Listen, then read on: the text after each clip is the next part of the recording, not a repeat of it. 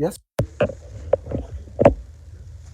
want to talk first about something that came from Father's teaching. This is the divine principle. It's translated actually badly. It's originally Wali Kangnon, the exposition of the original principle. That was the real translation, the translation from Korean. But anyway, divine principle is fine. God's principle is fine. But anyway, I want to show you one part of it which talks about the period of growth. God created everything in the physical world to grow. Nothing is created perfect. It's created in a seed form. Like, human beings, we have a zygote, which is one cell that came partly from the father, partly from the mother, right? The egg is 23 chromosomes, the sperm cell is 23 chromosomes. They meet, they become a zygote. And that zygote is the beginning of all of our body cells. It's amazing. And in the womb, for 9 months, we say in the West, 10 lunar months in the East, basically that baby is growing. And we talk about the first trimester, second trimester, and third trimester. There's a reason why we talk about 3 trimesters when a baby's in the womb. Because the original principle by which God created everything allowed for everything to grow through 3 stages of growth. In other words, everything grows through a formation stage, a growth stage, and then a completion stage.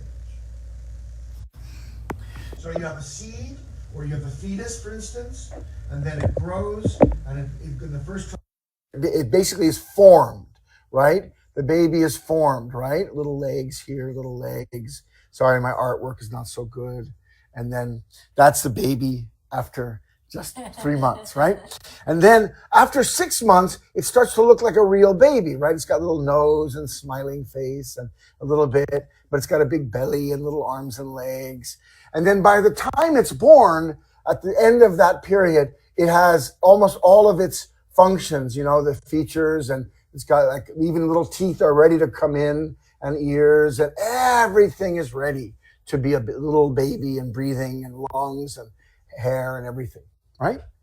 So this is 3 stages of growth, right? This is formation, growth, and completion. Okay? Everything does this, by the way. Even you could say that a child goes through 3 stages of growth to become an adult. 7 years as a child, 7 years as a in a growth period, when it's after 7 years or 6 years, the baby is growing into puberty and finally passes through puberty. And then the final 7 years is after puberty, the baby gets to adulthood, right? Until 21 years, more or less. So we talk about that. Then in life, there's like 3 stages also. We can say the first stages are youth, and then there's the middle age, and then there's older age, right? Adulthood and the older age. Or you could say single period, when you're single, then when you're married and having children, and then when your children are getting married and you're becoming a grandparent. So there's like 3 stages. Animals and plants go through 3 stages of growth. Everything goes through 3 stages of growth. This is the principle by which God created the universe. So this, we talked about, the physical part. But the difference between human beings and everything else is that God created human beings with a portion of responsibility. In other words, human beings can grow through this physically with just eating good food and water, having sunlight and air, exercise, and a healthy environment, and their body will grow. They don't have any responsibility, do they, in their own growth? It's taken care of by the principle of the universe. So the principle is what's making this baby grow. The force of principle, the power of principle. In other words, the universal law, the laws and the principles by which God created all things are inherent in them and force them to grow a certain way. Squirrels do not have to go to squirrel school, right, to become squirrels, right? They don't have a bunch of squirrels sitting there. This is a nut. Can you say nut? Nut. No. The squirrels don't go to school, right? They just automatically, through instinct, inherit the nature of a squirrel. And as they grow to perfection, when they're an adult squirrel, they are ready to mate, they're ready to live, to hibernate, to forage for nuts and food. They know all the things that they need to know to be a squirrel. They don't have to they have no responsibility in that. That's the difference between animals and human beings. Animals and plants and minerals function according to the principle of creation. The power of principle governs their existence. Human beings have a spiritual nature in addition to our physical nature. We are beings that live in two realms at the same time. We have a spiritual character, nature and body, and a physical body. Our physical body follows the same principles as squirrels. Our physical body grows. It wants to eat and sleep and have sex and procreate. It wants to follow the same instinctive desires that animals have. We have instinctive desires that animals also have. And so biologists say we're a very complex form of primate. Physically speaking, we're closest to the primates. But spiritually, we have a nature which God gives us, which makes it's like a spark of God's nature, a spark of God's divinity. We are given a spark of God's divinity. We are God's children. The animals are like beautiful decorations that God created, these beautiful things around us that we can love and take care of and nurture and enjoy. We love to see giraffes with their long necks and lions with their dangerous claws and teeth and manes. We love to see, dolphins swimming in the ocean, speaking to each other, with clicks and chirps. And, they're very friendly. They're like dogs, actually. They're very intelligent. And they will actually help people who are drowning sometimes. And they're very beautiful, dolphins can be, right? And all the animals, all the I love dragonflies, right? Sometimes if you wait long enough, a dragonfly will land on you and just stay there. Have you ever had that happen? So much fun. Or if they're sunning themselves, if they're in the sun, they're so happy. You can put your finger under their nose and they'll step up on your finger and they won't fly away. They're so beautiful, right? Dragonflies. So all these beautiful things God created, and the plants and the flowers, the trees, everything is beautiful. Why did God create all that beauty? For his children. This is like our playground. And we're supposed to keep it clean and nice. And that's one area we can have a whole sermon about environmentalism, right? About taking care of the environment. We're supposed to love the environment, not just manipulate it and use it and dig out minerals from the earth to make our computer chips and things like this. We're not supposed to devastate the environment and pollute the water and pollute the air and throw millions of tons of plastic into the Pacific Ocean. So there's an area the size of Texas floating around in the middle of the Pacific of plastic, right? Strangling animals. Terrible things that we're doing. And we could spend a whole sermon, actually a whole lifetime, working on solving environmental problems and waking people up to the environment. But the reason that we're not taking care of this world is not because we don't have enough education about the environment. The reason we're not taking care of this world is we're not even taking care of each other. We're not even taking care of ourselves because we forgot God. We lost God. When did this happen? Human beings were growing through the 3 stages of growth as children of God. And part of their growth was automatic, right? You could say this is Adam and Eve, which just means man. Adam in Hebrew means man, and Eve means mother. So this is like the first man and woman, basically. That's what Hebrew means, Adam and Eve. So we don't know when this was. But science has said that the modern human beings have been in existence for about 80,000 years, and probably in Central Africa. The Bush people are the most genetically related to the original human ancestors. In other words, somehow, we don't know when and how, God created human beings that were different from their parents, meaning that he probably spent hundreds of thousands of years perfecting the human body. So there are, records of, fossil records of Neanderthal type beings who lived and died and, for thousands and thousands of years. But then at some point, these human beings became sentient, meaning they were self-aware. They had a spirit. They had that divine spark breathed into them. God created his children. At that point, they're growing up beautiful in the Garden of Eden, we could say, which is the Garden of Joy. Eden just means joy in Hebrew. So the Garden of Joy is all of the earth, actually. The whole earth was supposed to be our home. And he gave them 3 commandments. He said, be fruitful, reach perfection, multiply and fill the earth, have children and families and societies and nations and world, and have dominion over all things. 3 blessings. Genesis 1:28. And they were supposed to do this, but then he gave them a commandment, something not to do. He said, of all the trees in the garden you may eat, but of the tree of the knowledge of good and evil you may not eat. For when you eat of it, you will surely die. So he didn't want them to eat it.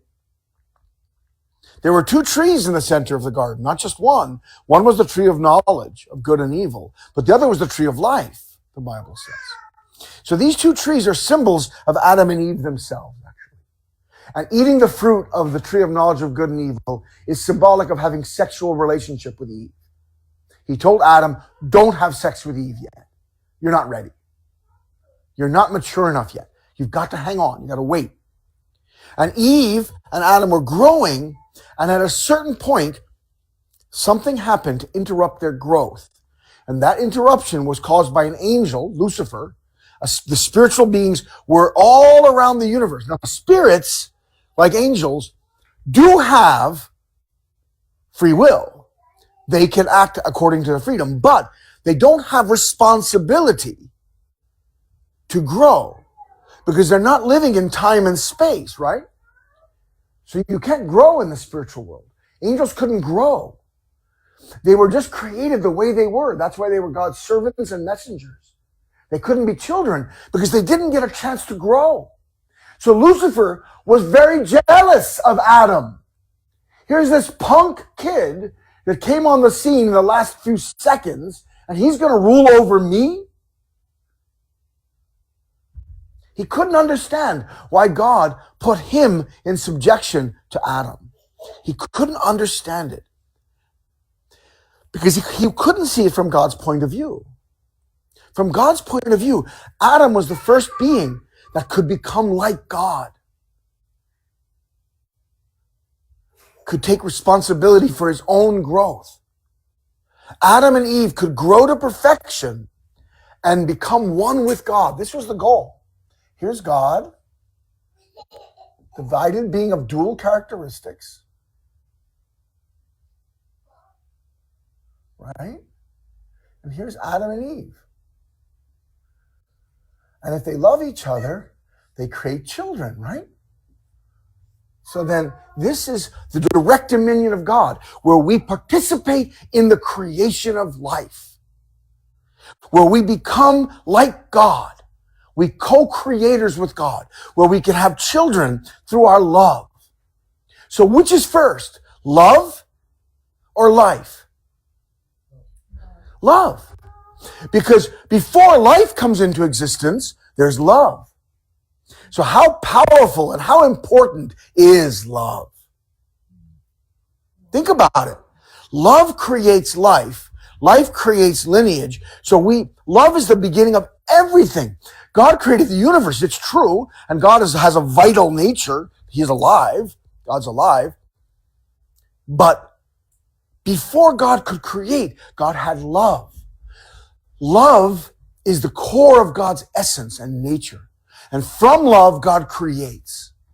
So therefore, love is primary in God and in the universe.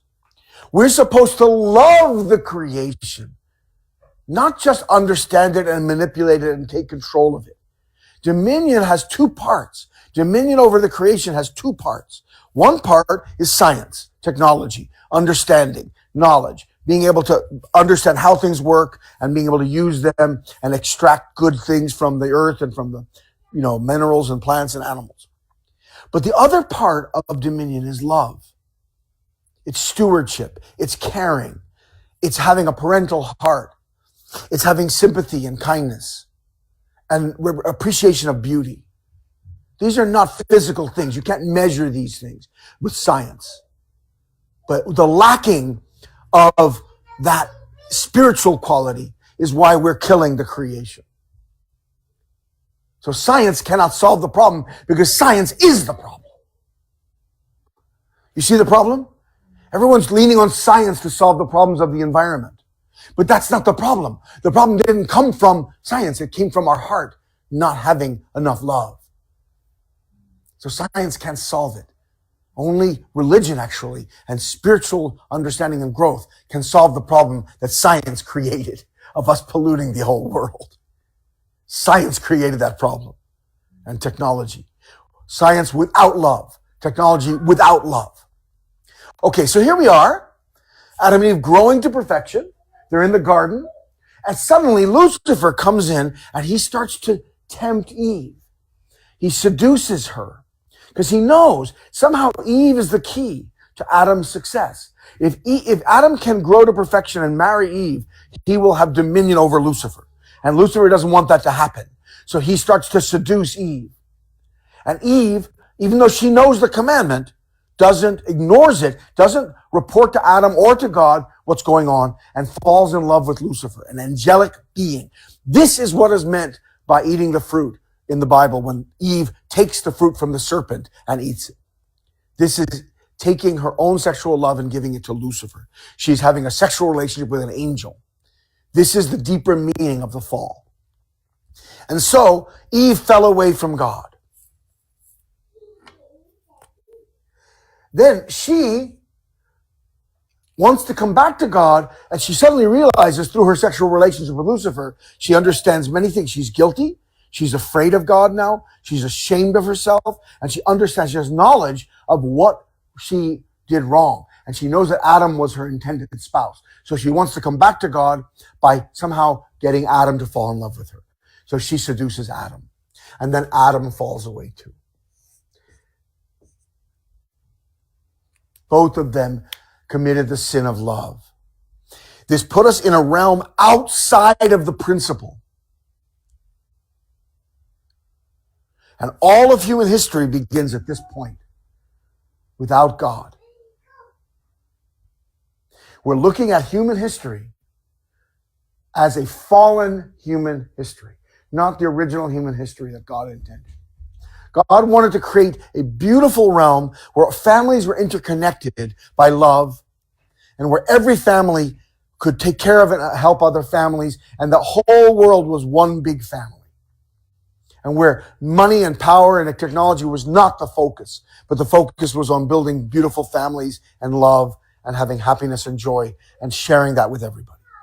This was the kingdom of heaven on earth that God wanted. And after living in that realm for 90, 100 years, whatever our physical body could live, we would die. And then our spirit, with our spouse's spirit, we would go into the spiritual world and live for eternity with God, like God, sharing laughter and joy and happiness and creativity with God in the spiritual world. Our ancestors in the spirit world should be like a cloud of God's love. But instead, hell was created in the spirit world when immature, selfish, evil people died and went into a realm that God had to allow to come into existence. We created hell. God didn't create hell. We created hell because we had to go someplace after we died that we were comfortable. And we were not comfortable in the presence of God because the light and the warmth of God's love was shocking to us. It was painful to us. Just like if you've committed a crime, you don't want anyone to look at you in the eyes. You can't face people. If you've committed a sin, you can't face people because you know that maybe they'll see it in your eyes. Anyway, evil tries to hide. And so our ancestors tried to hide from God in a darker realm. So God allowed this creation of this dark realm and spirit world that he had no intention of creating when he created Adam and Eve. He did not intend to create hell. But human beings, because of our actions, created a realm that we were comfortable, which was hell. We've created hell on earth, and we go to spiritual world, and we go to hell in the spiritual world.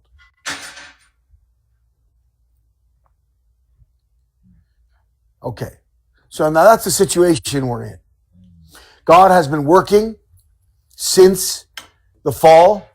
Through the history of religion, we see the record of God working with certain individuals, asking him to make offerings, try to come back to God through offerings. And finally, God could give a word to Moses and the Jewish people. Centering on the word, they were supposed to receive the Messiah, who is God's son, who could guide them to reach perfection again. So the history of religion is this history trying to grow back to the place that we fell, right here. Then we could meet the Messiah. Oh, that's dead. It's okay. We can meet the Messiah here. And the Messiah helps us to grow the last stage to reach the perfection stage here. So the Messiah comes not when we're perfect. The Messiah comes to help us reach perfection. That's what the Messiah's mission is. So, where are we then? Sometimes, if you were born to a difficult family, maybe your parents divorced, or they were fighting, or alcohol or drug addicted, or there was abuse, sexual abuse, or other abuse, you may feel resentful. Like my life, I started in a much lower place than this guy over here. This guy over here came from a really good family. He had money. He went to the best schools. He's skiing on every weekend, and he's having a good time with his family. But I'm sitting here with drug-addicted parents who having sex with many people. I can't trust anybody, and my heart's broken. Is that fair?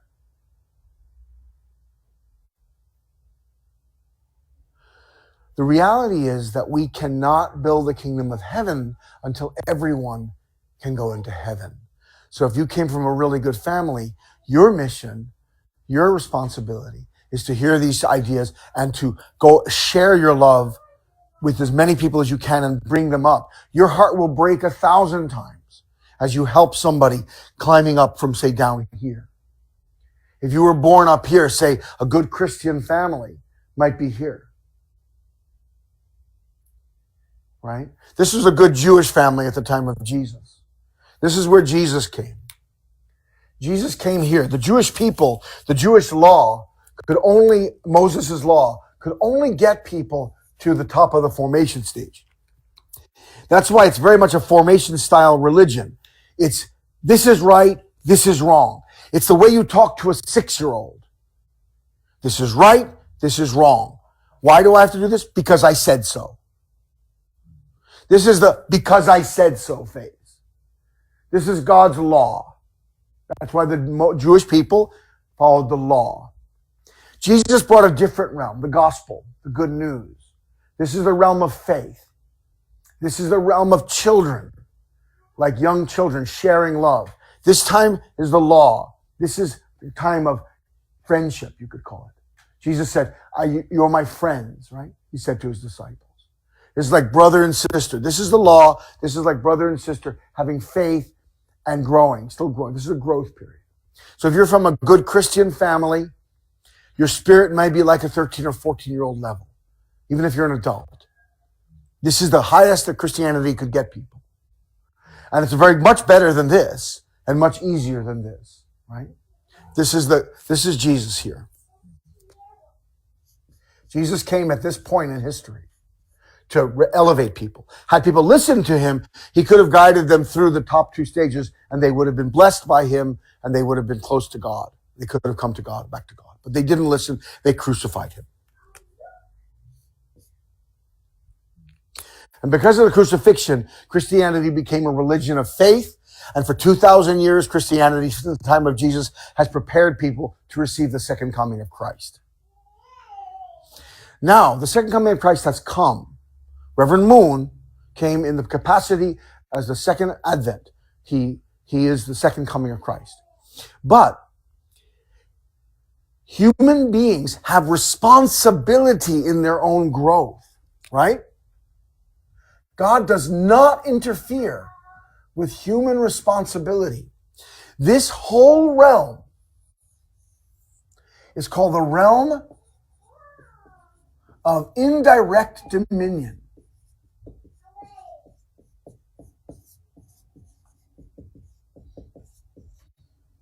The realm of indirect dominion.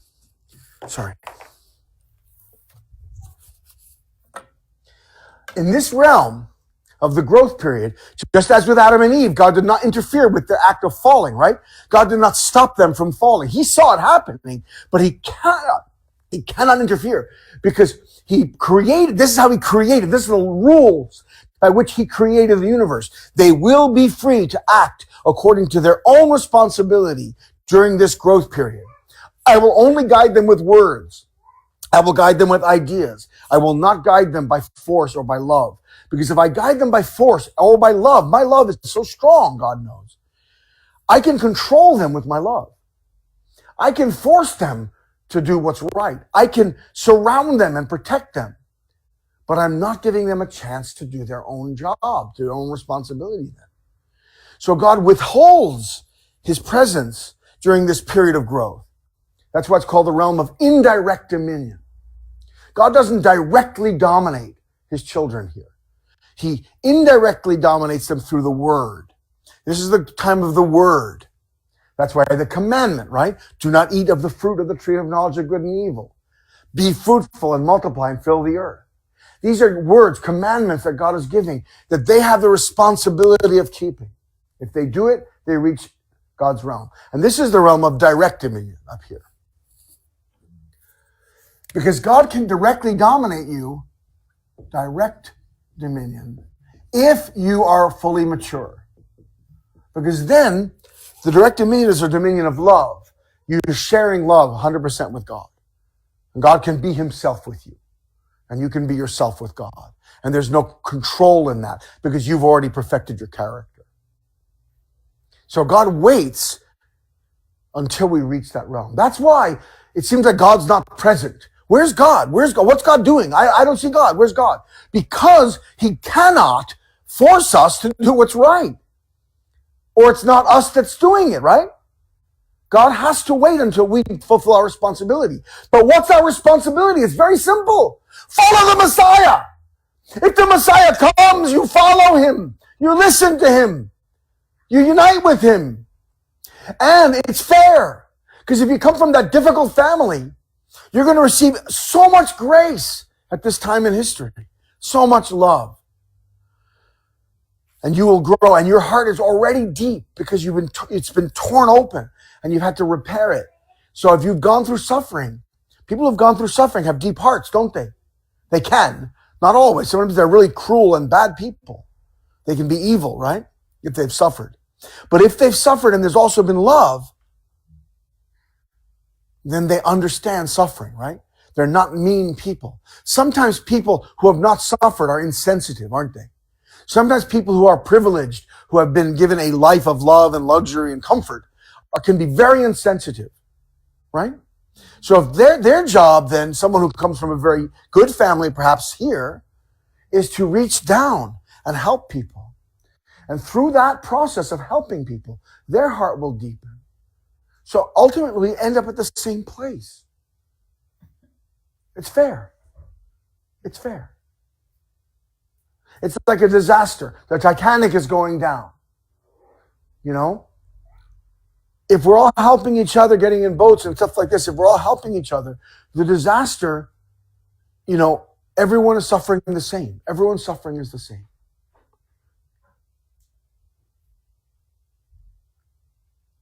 So our job is to follow the Messiah, to help people below us and to follow people who are above us until we reach the realm of direct dominion with God. That's our responsibility. So it's fair. We can't complain about our position in life. We simply have to love. We have to love and work really hard to cleanse myself from my sin. My sin is what's blocking me from welcoming Christ. It's my sin is what's blocking me from receiving God. My sin is what's blocking me. So we have a lot of responsibility, a lot to do. We cannot expect God to help us during this time except with the word. We grow by our own responsibility. And that's pretty cool, because it means that I can be very proud. When I reach this place, I can have a pride. And that's what God wants us to restore, is our pride and dignity as his sons and daughters. We lost our pride and our dignity when we fell. And restoring our dignity as God's sons and daughters is the course of restoration. So whether you're down here in a confused, dark, hellish realm, or whether you're somewhere in a legalistic understanding of God and truth, or whether you're in a more loving relationship with God and friendship and things like this, you still have to grow. You have to follow the Messiah, and you have to grow into a realm where you are a parent, a true parent, where you have dignity and you have love and you have truth. So let's all work hard together. Let's help each other. Let's study together, and let's spread this truth so that the whole world can benefit as quickly as possible. It took Christianity almost 400 years to reach the world level through the Roman Empire. And even then, it was only really the Mediterranean basin. It took really not 1009. It was until the end of World War II, really, that it took Christianity to reach the world level. Let's not wait that long for this new truth to reach the world level. It doesn't have to. God gave us technology now, right? That in 1 second, everyone in the world can hear the same idea. Everyone in the world is watching Ukraine right now, the war between Russia and Ukraine. Everyone in the world understood about COVID within seconds. There's no reason now, with the technology we have and the communications we have, that this truth, this teaching of God, God's love and our responsibility, especially to keep our purity and love, there's no reason this truth cannot reach the world level in seconds. The final thing I want to say is this. This is a pair. God created everything to grow in a pair system. Male and female in animals and plants, animals. Our physical body is that of an animal. So our sexuality is a core part of God's principle. Minerals, proton and electron, cation, anion, positive and negative. Everything is created in the pair system. It's fundamental. Yesterday I was watching some YouTube clips from various conservative thinkers, people like Jordan Peterson, people like he's a Jewish commentator. What's that? Ben Shapiro. Also, there's a British commentator who's like a Good Morning Britain, Piers Morgan, who's also coming out strongly, speaking on some conservative points, although he's not so conservative in general. But even now, Bill Maher and other comics who used to be very leftist are speaking out against the whole many gender kind of philosophy. There are only two genders. There are only two sexes. There's male and female. Gender and sex are the same thing. If you're confused about your gender, that's your problem. You have a psychological, challenge ahead of you to get your head on straight. But a lot of what's going on is because it's trendy, because it's popular now to experiment. And young people have always wanted to challenge their parents' generation, right? Every generation, the 50s, Elvis Presley, they wouldn't show him from the waist down on television. Can you imagine? The 1950s, when Elvis Presley came on television, because he was, ain't nothing but a hound dog, and he was shaking his hips like this, it was considered scandalous. And all the young people wanted to watch him. And all the elders are going, oh, it's shocking. Thank God that was all that they had to deal with, The 60s became much worse. Young people went free sex, drugs, and rock and roll. And the parents' generation were screaming about the hippies and their long hair. In the 70s, it was disco. In the 80s, it was, homosexuality. In the 90s, it became, the whole, bisexual, sexual thing, the sexual revolution. It's always been sex. It's always been based on sex. Isn't that interesting? Based on what we know from principle? That it's always sex. that's dragging the young people out of the realm of God's love, right? The whole transgender movement is confused.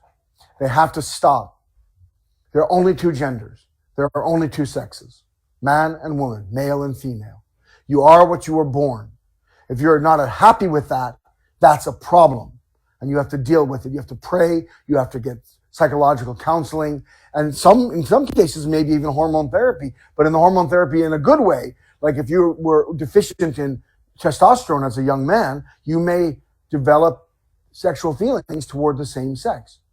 But maybe then you could have hormone therapy, not the kind that changes your gender, but why not gender affirming, not reaffirming, gender affirming hormone therapy. In other words, there's actually scientific help that's available, medical help, to help you to recognize your true gender. But there are only two genders, and there's only two sexes, male and female. And more it's becoming clear as you should look at Jordan Peterson and Ben Shapiro and all the other conservative speakers. They're very clear about this now. Even comics and everyone are starting to understand that we've gone too far. We've gone too far. We're pretending that we can decide our own gender. We can't. It's arrogant. This is the height of arrogance. Arrogance is when you don't believe that there's a God or that you have anything to learn from God. And this is a problem. In our culture today, people are putting themselves above God. And they think that they can determine their own physical characteristics. They can't. And they're doing gender reassignment surgeries, which are mutilating young people. And they're doing it to children now, which is criminal. And they're convincing children that they're right in their confusion. None of us knew what we felt or thought. From day to day, when you're 12, 13, 14 years old, you're constantly changing. Children are constantly changing. We don't even let young people smoke until, 18 or 21? 21. They can't buy alcohol until they're 21. How the hell can you allow a 14-year-old girl or boy to go to the doctor and get hormone blocking, puberty blocking hormones or gender reassignment surgery and they're not even allowed to make the decision about voting yet, but they can change their gender without telling their parents? This is a sickness in our society, and this is a fruit of the liberal culture, where we've thrown away the authority and role of parents. Parents have lost any sense of their own authority. So, to gain that authority back, we must hear from the Messiah. So Reverend Moon brought a truth that is so clear, and it helps everyone to connect back to God again. So please study this. We have to stop the transgender nonsense. We've got to stop even homosexuality. That has to be healed also. There are spiritual reasons for homosexuality. There's abuse in 3 generations in a family of abuse of women by men will lead the women in that family to hate men and want to turn their sons into daughters. And they will attack, in that sense, their own sons. And there's a lot of psychological damage going on from generation to generation that leads to homosexuality. So homosexuality is not the original ideal of God. So we have to be very clear about certain things. It doesn't mean ever, and I really like Ben Shapiro, one of the things he said is, nothing he said, nothing I say has any acrimony in it, has any hatred or bad feeling in it. I'm not hating anyone and I'm not afraid of anyone. I'm just speaking the truth. So, just because you feel like something doesn't mean that it's right. If you feel like killing yourself, that feeling is very strong, right? No one can deny that you're feeling that. I would never deny that you're feeling same-sex attraction. I can never deny that you're feeling something. But I can say that that feeling is not based on a healthy understanding of life. That feeling is based on something damaged. Something is broken. If you're wanting to kill yourself, you want to commit suicide, No one can deny that that feeling is real. People do kill themselves. And so that feeling is very real. But we can strongly, hopefully all of us agree, that suicide is wrong. That there's never a time that it's okay to kill yourself. That is wrong. That people around you are hurt by it. That it cuts off your chance to grow and become a happy person. There's some deep unhappiness. And it's not a coincidence that the 1 in 5 transgender people have tried to commit suicide. 1 in 5, 20%. And that's only what we know in the statistics. It's probably more than that. This is like 20 times higher than the national average. Is that a coincidence? If you're violating the universal law and principle, you know that something is deeply wrong in your own spirit and you want to end your life. Instead of affirming transgenderism, which is burying them deeper in their own suffering, we should fight with them and say, you're not transgender, you're not homosexual. You are God's son, you are God's daughter, and you have to restore your original nature.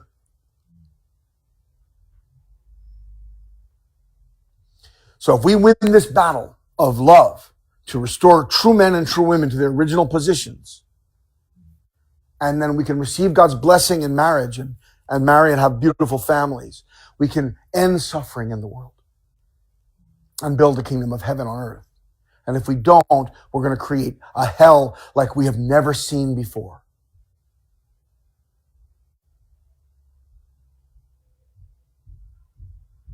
So let's deeply pray and be courageous about speaking out about this.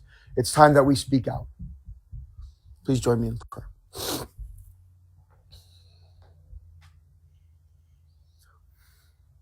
Dear Heavenly Father, we're so grateful to be part of our True Parents movement, to be having been given the chance to hear these things when we were young, and that we could build our lives based on what we could understand. But we know that our understanding is still very limited, and our ability to practice it is also very limited. I pray that each generation that hears this can go deeper and further into your heart and love, and that we can build the kingdom of heaven on earth, Heavenly Father, in our lifetimes. That we can see the end of confusion and suffering, Father.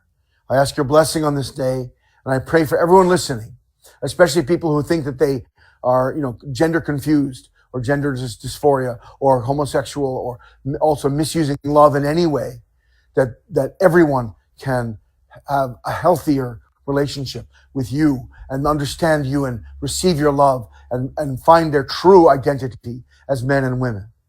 I ask your blessing on this day. I pray, Father, that we can all recover our original nature through studying and praying and practicing the principle. Thank you so much, Father. We ask your blessing on this day. We offer everything to you. 축복 중심 가정, 라만과 다미고 몬타나로 너는 모든 이 말씀 듣는 축복 중심 가정 이름으로 보고하며 아리아사옵나이다. 아주. 아멘. Thank you, everybody.